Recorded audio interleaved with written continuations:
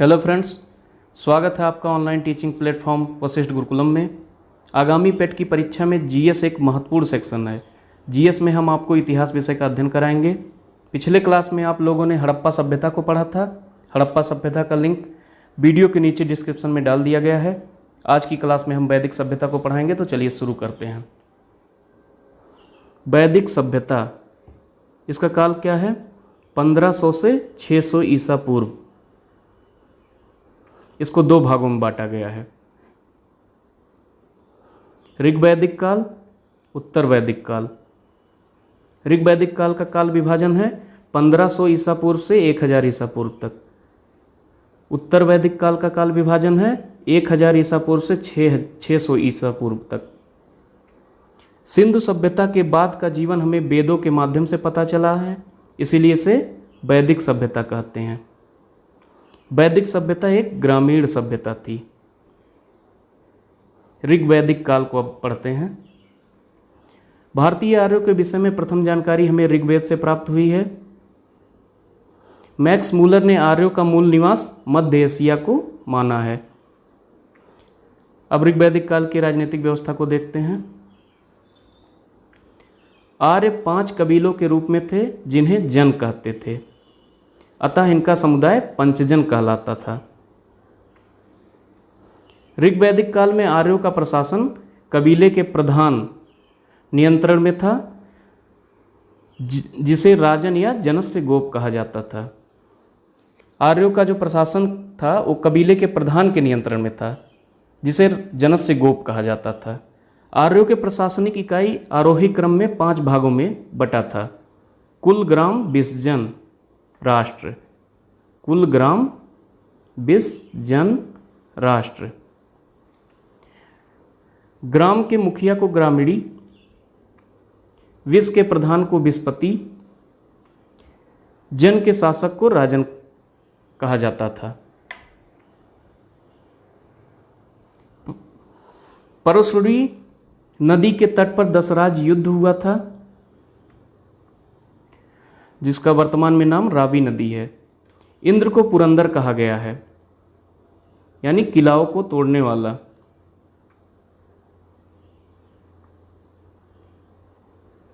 सभा एवं समिति राजा को सलाह देने वाली संस्था थी। सभा श्रेष्ठ जन का एवं संभ्रांत लोगों की संस्था थी, जबकि समिति सामान्य जनता का प्रतिनिधित्व करती थी।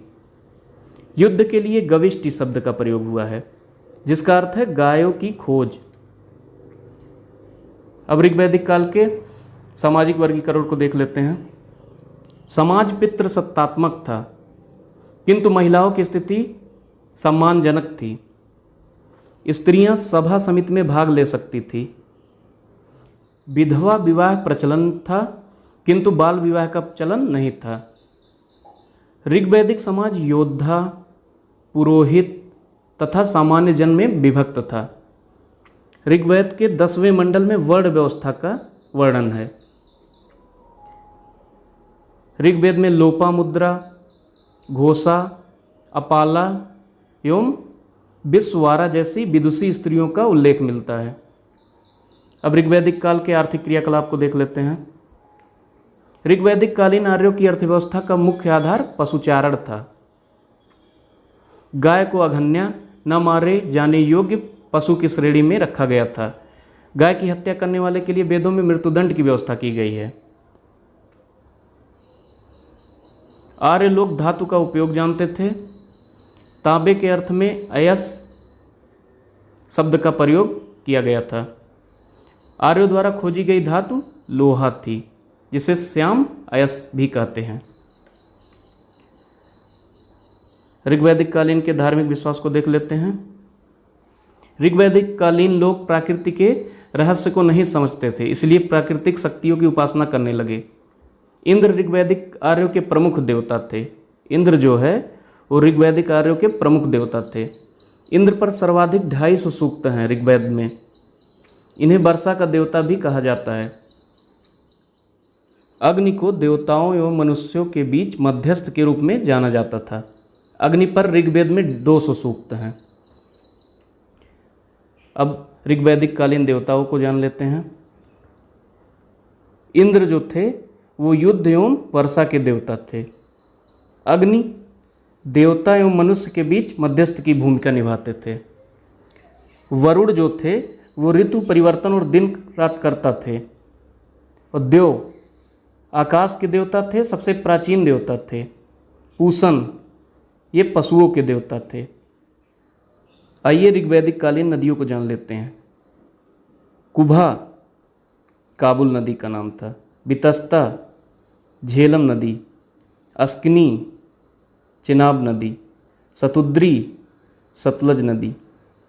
परुषणी रावी नदी। सदानीरा गंडक नदी। विपाशा व्यास नदी। ऋग्वेद में उल्लिखित नदियों में सरस्वती सबसे पवित्र नदी मानी जाती थी, जिसे नदी तमा कहा जाता था। सिंधु नदी का उल्लेख सर्वाधिक बार, गंगा का 1 बार और यमुना का 3 बार ऋग्वेद में उल्लेख है। अब हम उत्तर वैदिक काल को जान लेते हैं, जिसका काल है 1000 ईसा पूर्व से 600 ईसा पूर्व। उत्तर वैदिक काल से संबंधित जानकारी हमें सामवेद, यजुर्वेद, अथर्ववेद, ब्राह्मण ग्रंथ, आरण्यक, उपनिषद से प्राप्त होती है। उत्तर वैदिक कालीन की राजनीतिक संरचना को देख लेते हैं। उत्तर वैदिक युग में पहली बार राजत्व की अवधारणा आई तथा सभा और समिति जैसी परिषदें अधिकार विहीन हो गई। राज्यों के आकार में वृद्धि से राजा शक्तिशाली हो गया तथा अब वह शक्ति के द्वारा कर वसूलने लगा। कर्मकांड के विधानों से राजा और भी प्रभावशाली बन गया। राजसूय यज्ञ, अश्वमेध यज्ञ, वाजपेय यज्ञ के माध्यम से राजा की शक्ति और महिमा बढ़ गई। अब सामाजिक संगठन को देख लेते हैं। उत्तर वैदिक कालीन समाज ब्राह्मण, क्षत्रिय, वैश्य तथा शूद्र 4 वर्णों में विभक्त था। समाज पितृसत्तात्मक बना रहा। महिलाओं की स्थिति में तुलनात्मक रूप से गिरावट आई। आश्रम व्यवस्था का भी आरंभ हो गया। आश्रम व्यवस्था 4 थे: ब्रह्मचर्य, गृहस्थ, वानप्रस्थ तथा संन्यास। आइए उत्तर वैदिक कालीन आर्थिक जीवन को देख लेते हैं। इस काल में कृषि मुख्य पेशा बन गया था, जिसे लोहे के उपयोग ने प्रोत्साहित किया। लोहे को श्याम अयस या कृष्ण अयस कहा गया। शतपथ ब्राह्मण में कृषि संबंधी कर्मकांडों एवं अनुष्ठानों का वर्णन मिलता है।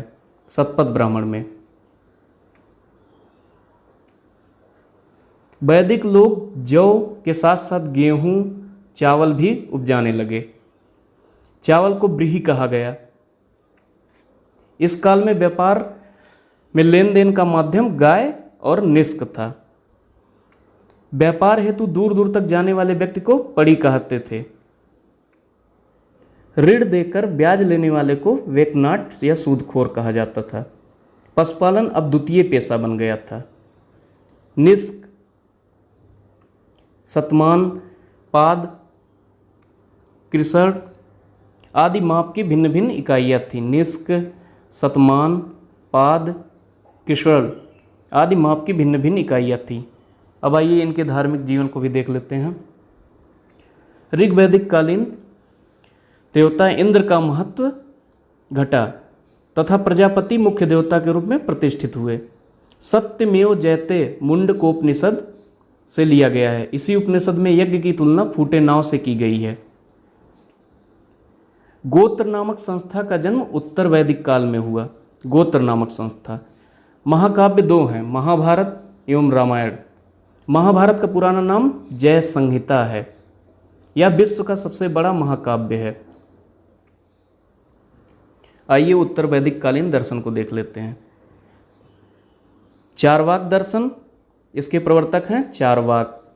योग दर्शन, इसके प्रवर्तक हैं पतंजलि। सांख्य दर्शन, इसके प्रवर्तक हैं कपिल।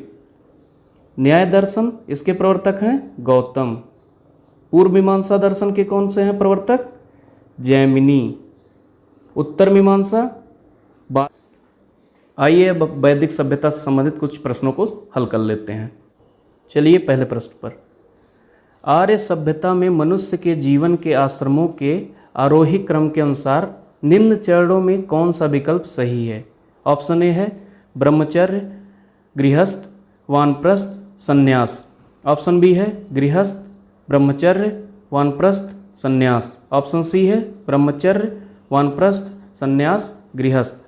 ऑप्शन डी है गृहस्थ, संन्यास, वानप्रस्थ, ब्रह्मचर्य। तो इसमें से कौन सा सही उत्तर होगा? Option A. ऑप्शन ए इसका सही उत्तर होगा। अगले क्वेश्चन पर चलते हैं।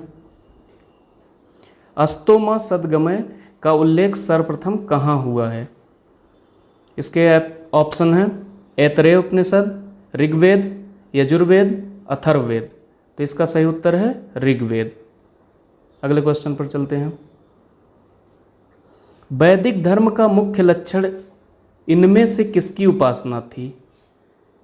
तो इसके विकल्प हैं प्रकृति, पशुपति, देवी माता, त्रिमूर्ति। तो इसका सही उत्तर है प्रकृति।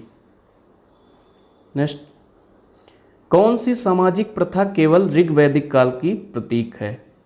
बाल विवाह प्रथा, पर्दा प्रथा, सती प्रथा, दहेज प्रथा। तो इसका सही उत्तर होगा दहेज प्रथा। नेक्स्ट,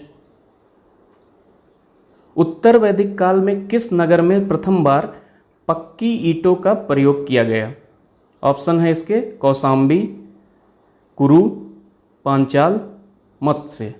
तो इसका सही उत्तर है कौशाम्बी। अगले क्वेश्चन पर चलते हैं। भारतीय परमाणुवाद का जनक किसे कहा जाता है? इसके ऑप्शन है पतंजलि, महर्षि कणाद, कपिल, गौतम। तो इसका सही उत्तर है महर्षि कणाद। अगले क्वेश्चन पर चलते हैं। मनुष्य एवं देवता के बीच मध्यस्थ की भूमिका निभाने वाले देवता कौन थे? ऑप्शन ए है अग्नि, ऑप्शन बी है देव, ऑप्शन सी है इंद्र, ऑप्शन डी है पूषण। तो इसका सही उत्तर है अग्नि। अगले क्वेश्चन पर चलते हैं। गोत्र नामक संस्था का जन्म किस काल में हुआ? इसके ऑप्शन है ऋग्वैदिक काल, उत्तर वैदिक काल, हड़प्पा, प्रागैतिहासिक काल। तो इसका सही उत्तर है उत्तर वैदिक काल। अगले क्वेश्चन पर चलते हैं। महाभारत का पुराना नाम क्या है? इसके ऑप्शन है संहिता, जय संहिता, विष्णु पुराण, आदि संहिता। तो इसका सही उत्तर है जय संहिता। नेक्स्ट, भारत के सभी दर्शनों में सबसे प्राचीन दर्शन कौन है? ऑप्शन ए है योग, ऑप्शन बी न्याय, ऑप्शन सी सांख्य, ऑप्शन डी चारवाक। तो इसका सही उत्तर होगा सांख्य। दोस्तों, इतिहास की अगली कड़ी में हम बौद्ध धर्म के विषय में जानेंगे। आप अगले वीडियो को जरूर देखिएगा। इस वीडियो को लाइक करें और ज़्यादा से ज़्यादा शेयर करें ताकि और विद्यार्थियों को इसका लाभ मिल सके। चैनल को सब्सक्राइब कर लें ताकि अगला वीडियो आप तक तुरंत पहुंच सके। धन्यवाद।